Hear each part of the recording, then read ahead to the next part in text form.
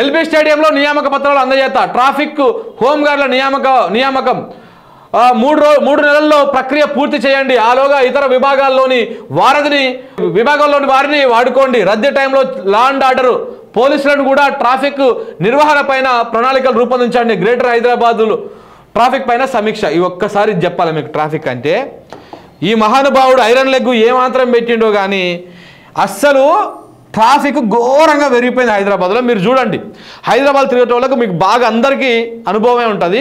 ఒకప్పుడు ఎల్బీ నగర్ నుంచి బంజారా హిల్స్ పోవాలంటే ఒక 2 నెలల క్రితం దాకా గట్టిగా గంట 40-45 నిమిషాలు వెళ్ళిపోతుంటుంది.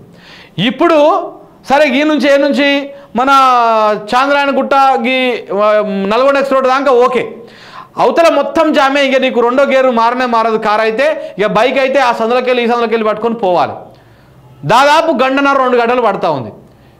మరీ ముఖ్యంగా ఎక్కడ ఆ మాసప్ ట్యాంకు ఆ ప్రాంతంలో అయితే ఘోరంగా ట్రాఫిక్ జామ్. అసలు ప్రభుత్వ ట్రాఫిక్ నియంత్రణ లేదు.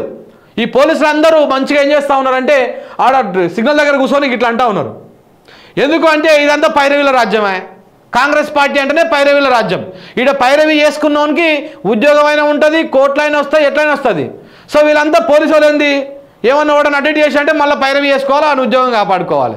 ఎట్టి పరిస్థితుల్లో కూడా ఉద్యోగానికి ఏం కాదు. కాబట్టి జనం వచ్చినోడు వస్తాడు, పోయినాడు పోతాడని చెప్పేసి వాళ్ళు ట్రాఫిక్లో కూర్చొని ఇట్లా రీల్స్ చూసుకుంటా వీడియోలు చూసుకుంటా కూర్చున్నారు అనమాట.